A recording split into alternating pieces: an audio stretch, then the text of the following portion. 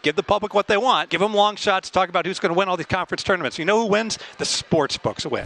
This is Sharp Money with Patrick Meagher on VSiN, the sports betting network. Let's talk about the 3 mistakes blackjack players make. And what I mean by that is a lot of people that are listening to Sharp Money right now, they descend downtown with their boys and they get to a table and they sit down. You're already sitting there and they sit next to you. Let's talk about some of the common mistakes you see made when playing blackjack. Number one is not even paying attention to the rules and sitting down at a stone cold suckers game. So 6-5, you won't see me playing that game, but blackjacks pay 6-5. They should pay 3-2. So you cannot play there. You know, I mean, think about that. Every time you bet $100 and you're going to spike a blackjack once out of 21 hands. Once out on a single deck, 20.7 hands. So you're going to get 3 of them an hour. And imagine you're betting 100 a hand. You're going to get, instead of getting paid 150, you're getting paid 120. That's $90 an hour just from getting short paid on blackjack. So you have to get better rules. I would say the not knowing the basic strategy. People, like, you ask them, do you know the basic strategy? And every single person says, oh, yes, I know it. And then they basically know some of the strategy. And then they get an Ace-7 and the dealer's a 9. And they stand instead of hitting. And just they make some egregious mistakes. I saw a guy bet $1,000. He got a pair of 8s against a 7. And he stood 8s against a 7. And so think about this. He's got like a great situation. He's a strong favorite to make money on that hand. And the second he doesn't split his 8s, he's a big underdog. And like, it's just devastating what some bad play can do. So I would say make sure you got good rules, and just make sure if you even just buy the $1.99 card at the coffee shop or at the convenience store that tells you what to do, and just look. I've seen people have the card in front of them and they still grossly misplay their hands. Example: the card says split their 7s against a 4, and then they get a 4. And they got 11, so of course you double down. And then they can't help it. They signal for the hit and of course the dealer stinks. The dealer doesn't tell them, sir, you can double. The dealer just gives them the card. So slow down, play close. If you have any doubt at all, look at the card and it'll tell you what to do. That was going to be my second question. Do you always split 8s? No, you almost always split 8s. However, if you're a card counter. And you're putting me on the spot here, Patrick. And I believe if the count is above like I think it's +3. Anthony Curtis will kick my butt for not knowing this. You're supposed to surrender. If it's offered, you're supposed to surrender the 8s instead of splitting them, I believe, on a +3 or a higher count. But I'm not 100% certain I've got the true count. But if you're a non-card counter, you always split 8s. I'll give you an easy one. This is for blackjack players. Do you hit or stay on a hard 16? Well, it all depends what the dealer has. So you hit it if the dealer has a 7 through ace up, and you stand if they have a 2 through 6 up. And if you want to look really stupid, it's a fun play to make. You can double for less, 16 against a 7. Cost you about for $1. Double down for less for $1. Cost you about a quarter to look incredibly stupid. I've done it before. What's the best disguise to hide counting? Be drunk. I really think that this was in Kenny Houston's book. He had a big player named Rambo, and he says Rambo once had 17 vodka grapefruits in one session, played perfect basic strategy, never missed a signal. The guy's like me. By the way, my buddy Anthony, I'll give him credit. He drinks beer like it's water, and I've only seen him drunk once. And by the way, AC, that was at prop night at Westgate. That was the one time I saw you that you actually, I feel, were really showing your liquor for the first time. And I've known him like 30 years, and he's drank like 6 drinks, and he looks stone cold sober to me. Has Wishnev kept the weight off? No, he's at 308, and he's fighting those demons. And frankly, I'm not helping him very much, because my advice is don't be a Dumbo. Pound water, eat healthy. Online World Series of Poker, 250 buy-in over the weekend. You finished runner-up there? Yeah. Congratulations. Johnny was sitting next to me, and we were playing, and he was like, Daddy, you haven't played poker in a while. Aren't you worried those players are better than me? And I'm like massively overconfident. I'm like, no, it's like Spicoli, where like when they interview him when he wins the surfer competition and Fast Times at Ridgemont High, and they're like, many felt Brad Cutback Davis was the man to beat, and he's like, oh, that guy's a fool. No, I was going to take it down, but no, made a deep run, got heads up, and then totally misplayed. Had 7s against 8s, and it got all in quickly. And I was telling Johnny, it's just as likely he's got 5s and 6s, or he has 8s or 9s. And then Yeah, 7s against 8s, so I finished second, but still $6,000 for a $250 buy-in. That'll go a long way. Two quick tips if somebody sits down to play no limit. 2 that jump to mind. Never go broke with top pair. So if you've got like 100 big blinds and you got ace-queen and the flop comes queen 8-3 and all the money gets in, as sure as the sun's going to come up tomorrow, you're going to be paying that guy with his pocket threes all of your money. So don't fall in love with top pair even with the big kicker, and stop playing so many hands. If you have ace-queen, for instance, in middle position, an old fart raises under the gun, throw the ace-queen away. It's garbage. It's just speculation at that point. You're way behind. I know that sounds foolhardy to fold an ace-queen. By contrast, if everybody folds to you and you got a 9-7 suited, you can raise with that. It all depends upon position and situation and who you're playing against. In person, is there a glaring tell you're looking for from your competitor sitting at a poker table? I would say in general, sometimes weak means strong when a player's like reluctantly calls and like he'll have a monster. But talky usually means ultra strong. So when a player is chatting it up and so comfortable with a big pot, usually Patrick, not always, but usually he's got the goods and respect it. Do you like to stop by a craps table? Sure, because it's really fun. If I'm thirsty and I want to get like a free cocktail, I'll just sit down, buy in, throw down, buy in for a couple $100, watch it, and get my free drink, get my apple martini. Or if I want to show the casino some play. This is documented in the book. I think it's Ian Anderson wrote a book about how to be like a professional gambler and look like a sport. And he recommends playing baccarat and craps on occasion to show you play all the table games. And that way, like even the sports books or the blackjack pit won't kick you out because they'll see you're a sport and you're playing all the different games. If you want to win, of course not.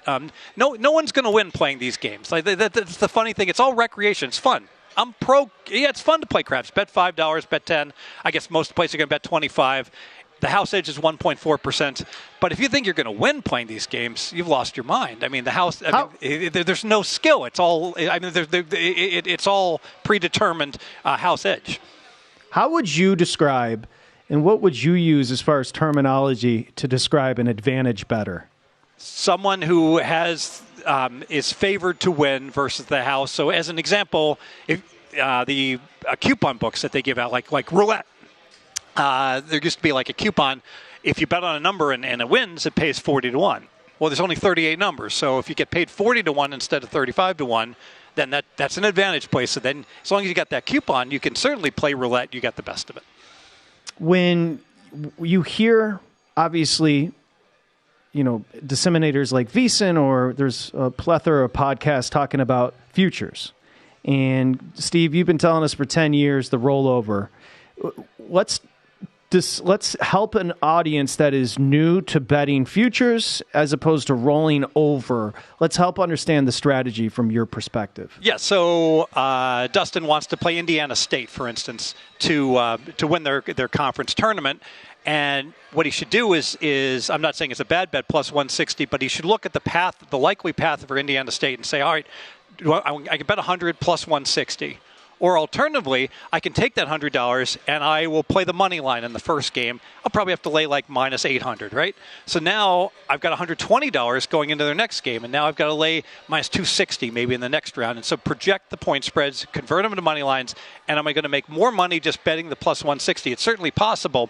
Or will I make more money parlaying, making the bet, cashing it, parlaying it then with a mechanical parlay, betting it again recursively across the board. Now, almost inevitably, if you play an underdog in a conference turning, you're going to wind up with more money playing the mechanical parlay than playing the odds that the books offer. And the reason is that the books, the house edge is so high. Now, Jeff Benson and I have gone back and forth with this. He would argue, the house edge isn't that high because if you look at the theoretical hold, even when they deal something, I'll use an example, Patrick. So you can bet Alabama at Circa right now, 20 to 1 to win the national championship. Or you can bet Alabama to lose the national championship, and you got risk 50 to win $1. Now that sounds crazy, a straddle, 20 to 1 to win, minus risk 50 to make 1 for them not to win. But he would argue, the theoretical hold on that, Steve, is not that high, so the player has a good chance to win. Now I would come over the top and say, just because the theo hold is low, the reason the theoretical hold is low is because on the no side, you literally could have to lay $1 million to win one on Alabama. It still wouldn't be that high of a theoretical hold because you're going to win, 98% of the time making that bet. So the household is only 2%, even if it pays only your money back. So the best example I can give, think about roulette. Roulette pays 35 to 1. Sucker bet on any one number. If I was the Steve Fezzik casino and I said, okay, on roulette, in my casino, I'm only going to pay 34 to 1 on the yes. But I'm going to let you bet the no on a number, minus 4,000. Think about that straddle. That would be obviously a 34 to 1 sucker bet. Minus 4,000 sucker bet. Well, guess what? Minus 4,000 plus 3,400, that straddle is tiny. That's a 0.4% theoretical hold, believe it or not. You can work it out yourself. I won't go through all the mathematics. Well, instead of, whereas these sports books are dealing minus 5,000 and 20 to 1, it's such a huge bid-ask spread, no one wins. And that's why all these content providers, God bless them, and it's what people are interested, give the public what they want, give them long shots, talk about who's going to win all these conference tournaments. You know who wins? The sports books win. Because there's just too big of a difference between what you're going to pay to bet teams, especially long shots to win the conference tournaments, and what their true odds are. So the theoretical hold on most long shots is like 40% on the underdogs, and that's why, in general, you want to avoid the needle in the haystack bets. In any vocation, you're going to have those that are good at it. Like, for example, in broadcasting, I see people that get comfortable, so they stop putting in the work, or maybe they stop studying, they don't watch as much. How about sports betting? I want you to think of somebody that you respect right now over the last 20 years that's a very good sports bettor. Maybe they profit. But let's think of some of the leaks that you've seen from those you respect, right? Because you're a pretty buttoned-up person. Your disposition, your demeanor is right for what you do, and your vocation is sports betting. Think of some of the leaks and help us understand some of the good bettors that you think could even be better if they didn't have these leaks. Well, let me talk about myself. So I kind of got into the habit. I no secret, I crushed college basketball live wagering for years. I really haven't done well this year, and a big part of it is that the fundamentals of it have changed in terms of the end games. These coaches have gotten much more savvy towards it's a long season, and if I'm down 8 and there's a minute to play, you know what? Yeah, I could still theoretically win, I guess, but it's just not really worth it to play the foul game. And so many of these games in the past, Patrick, I would play, over that. I would need 8 points in the final minute, and a team was down 8, and I would win consistently because now during conference tourneys it's probably better, but so many teams now are not playing that foul game. They're in fact, they'll be down 6 with a minute to play, and they'll just play defense and let the other team run 30 seconds off the clock, and then the game just evaporates. So I would say I was lazy. I kept playing that over strategy,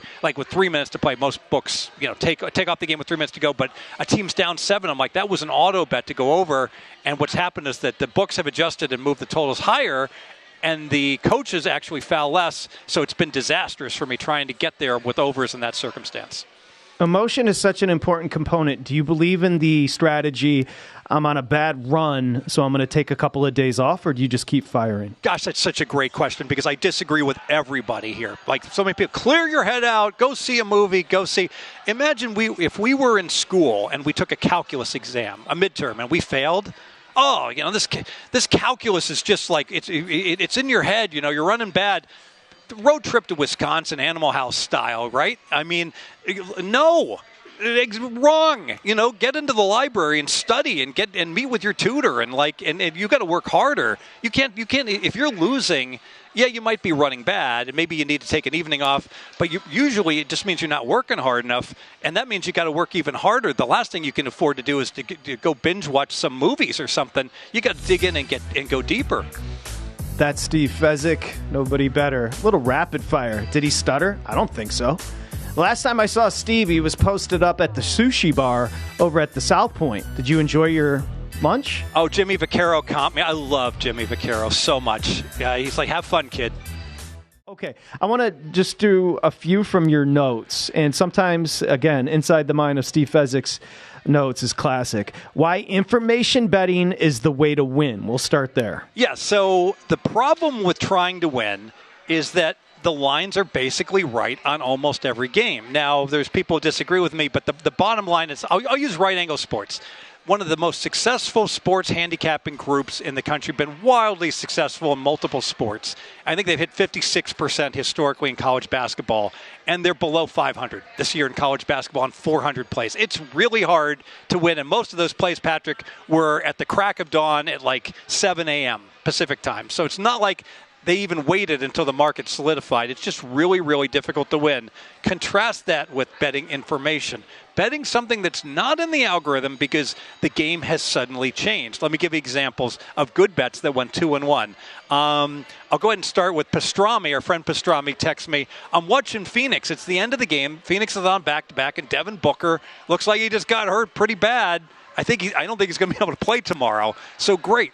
Go ahead and bet New Orleans. Bet New Orleans minus 2.5. Bet New Orleans minus 135. So New Orleans ultimately, the next day, Booker is indeed out. The line goes up to 6, winds up closing.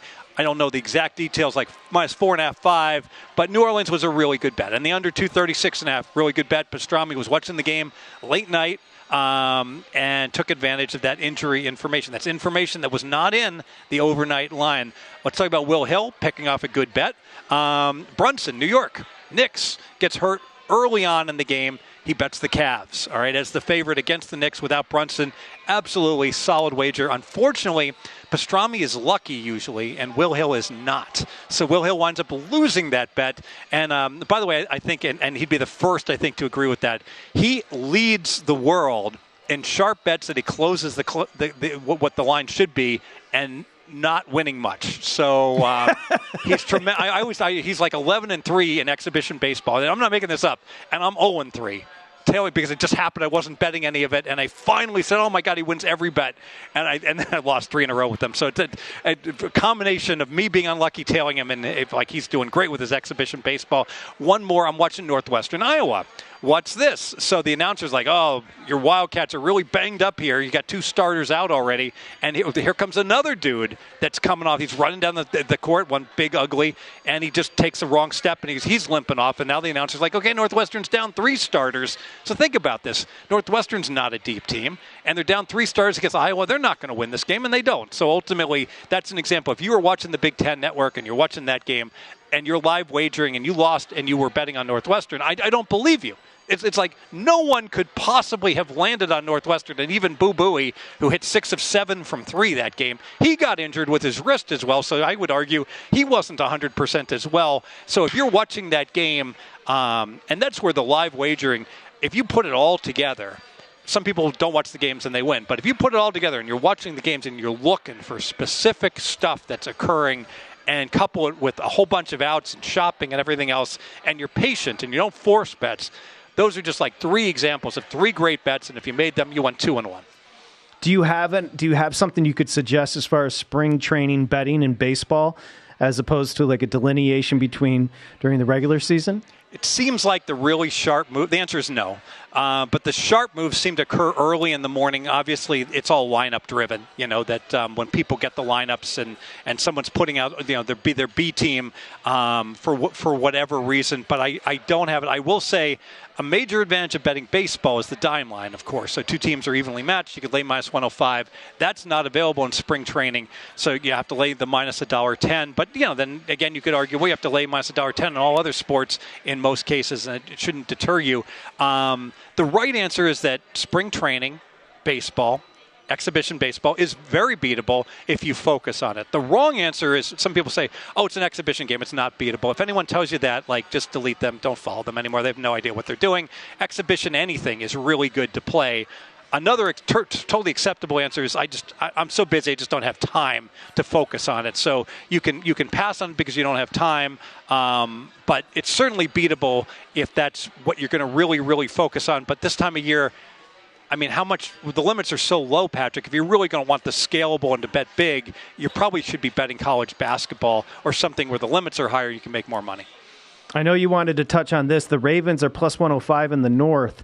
The Bengals are plus 170. You like the Bengals in the North, AFC-wise? Yeah, so schedule-wise, it's a done deal. And the Bengals are going to win the AFC North. So I would put me down for that. That's an official play. I'll take the Bengals plus 170, not because the Bengals are better than the Ravens, but because look at these schedules. So we all know the 4th place team gets a last place schedule. Well, what is a last place schedule? Well, if I finish last and Dustin finishes first, we still have to play 14 of the same 17 opponents. There's only 3 games that differentiates our schedule. It's not that big a deal unless it's a situation like the Bengals have where somehow they finished last year. What are their 3 last place teams they get to play? Well, they get to play Carolina Panthers, the worst team in the league, the Tennessee Titans, the second worst team in the league, and the god-awful New England Patriots, one of the 5 worst teams in the league. So think about this. They're getting 3 total cupcakes, whereas all the other teams in their division, Baltimore, Cleveland, Pittsburgh, their 3 games against second, third, and fourth place teams, well, it doesn't really matter. Like, if it doesn't matter if you play the Saints or the Falcons, you kind of just go ahead and you can throw a blanket over the second, third, and fourth, the first, second, and third place teams in their divisions. The beauty is getting the fourth place team like the Bengals do. You look at the AFC East, for instance. Does it really matter that much if you play Buffalo or you play the Jets or Miami? They're all good. No, you just have to play the Patriots. So not only do the Bengals get 3 cupcake games, but I would argue they get 4 bye weeks now because they get their normal bye week and then they get 3 games against cupcakes where they don't have to use up their good plays and they don't have to go all in. Major advantage. Bengals, every bit as good as the Ravens this year with Burrow back and much more favorable schedule. They win the division. The Denver Broncos are going to release on the 13th Russell Wilson. The favorites to land Wilson at DraftKings are the Pittsburgh Steelers. Would you suggest the Steelers do just that?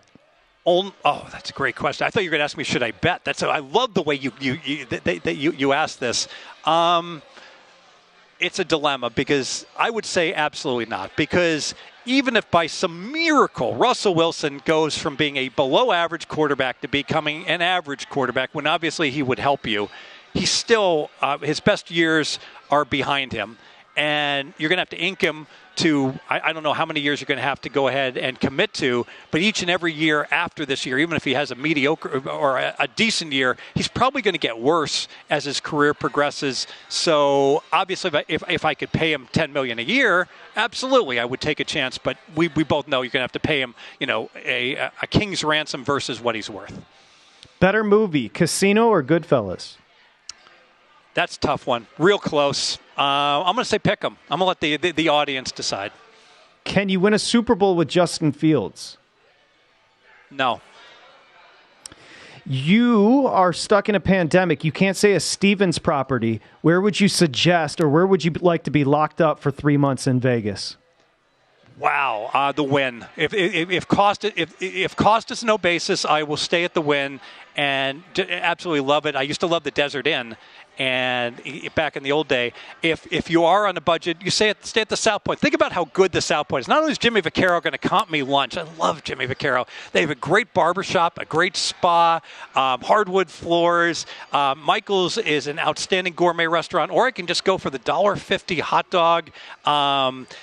Primarily Prime is outstanding. In terms of bang for the buck, and during March Madness coming up, if it's on your bucket list, don't be a donk and go to Fontainebleau and pay $500 for some stupid seat in some overpriced place with, I know Tom Brady stayed there, so what? Go ahead and stay at the South Point and have a great time. Now, if you could only get a sports bet down at the South Point, that'd be perfect. If Jimmy Vaccaro was running the place, I'm sure we could work it out. But I'd go in, I'd lay 3 against Chris Andrews, and then later in the week I'd play +4, and he'd come running out with security saying, "What are you trying to pull here?" Personally, I prefer Jimmy Vaccaro. Thank you, Jimmy. To be fair, it might be because you're parked illegally. He is Steve Fezzik. Touche. Professional sports bettor. Pregame.com. Fezzik Sports with 2 Z's and a K on Twitter. You're the best. We'll see you next Monday, Steve.